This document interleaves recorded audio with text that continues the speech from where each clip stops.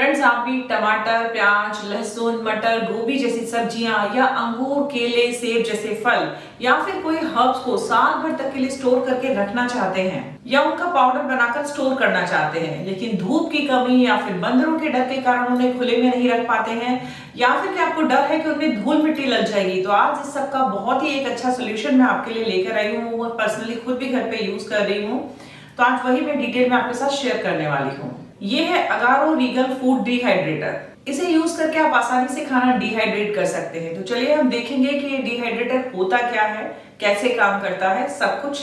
Agaro Regal food dehydrator 250 what का dehydrator है। इसके साथ आपको 5 स्टेकेबल ट्रेस भी मिलती हैं।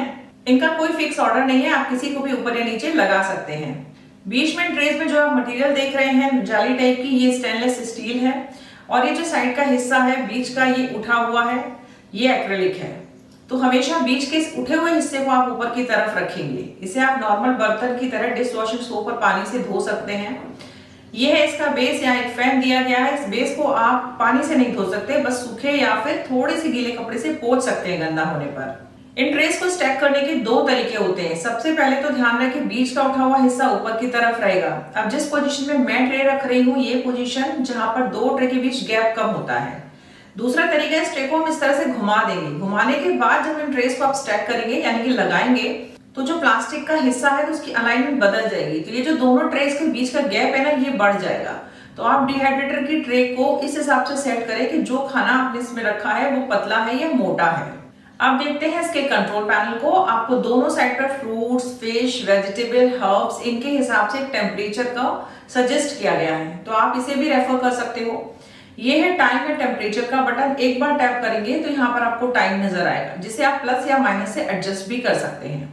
तो 30 मिनट से लेके 48 आवर्स तक आप इसे रख सकते हैं। नेक्स्ट है टेम्परेचर, 35 टू 70 डिग्री सेल्सियस तक। इसके साथ आपको एक बुकलेट भी मिलती है जिसमें सब कुछ दिया गया है कि किस तरह के खाने को कितने टेम्परेचर पर रखना है, क्या सेटिंग रखनी है। तो आप पहले यूजर मैनुअल जरूर पढ़ लीजिएगा। मैं यहाँ पे सबसे पहले प्याज डिहाइड्रेट कर रही हूँ क्योंकि मैं इसका पाउडर बनाऊंगी। तो मैंने प्याज की पतली पतली स्लाइसेस कर ली हैं। आप इसको ट्रे पे फैला दें इसी तरह से जैसे मैं फैला रही हूँ। एक के ऊपर एक इकट्ठा ना करें, ताकि अच्छी तरीके से हर तरफ से डिहाइड्रेट हो सके। आप इसी तरीके से हर्ब्स या वेजिटेबल जो भी आप चाहते हैं वो डिहाइड्रेट कर सकते हैं। साथ ही मैं लहसुन को भी डिहाइड्रेट कर रही हूँ, उसका भी पाउडर बनाने के लिए। तो इसी तरह आप अदरक या टमाटर भी डिहाइड्रेट कर सकते हैं। अब मैं टेम्परेचर सेट कर रही हूँ।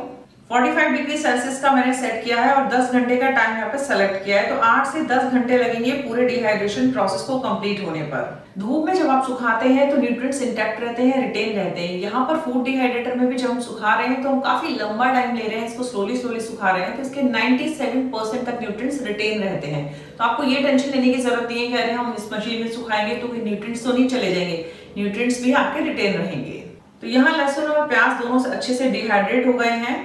जब ये इस तरह से क्रिस्पी हो जाए, मतलब टूटे, तो ये डिहाइड्रेट हो गए हैं। अब इन दोनों चीजों का मैं पाउडर बना के रख रही हूँ क्योंकि ये बहुत सारे चिप्स में, स्नैक्स वगैरह में यूज होते हैं। आप चाहो तो इसी तरह से फ्राई करके बरिस्ता बना के रख सकते हो। इस तरह से डिहाइड्रेट करे हुए प्याज, लहसुन या सब्जियां आप सूप के लिए या प्रीमिक्सेस बनाने के लिए भी यूज कर सकते हो। अगर सही से प्रॉपर आपने डिहाइड्रेट कर लिया और एयर टाइट डब्बे में रखा है तो ये आराम से 1 साल चल जाते हैं। नेक्स्ट यहाँ पे बनाना स्लाइस या एप्पल स्लाइस, जो भी आपको करना हो फ्रूट, वो आप डिहाइड्रेट कर सकते हो।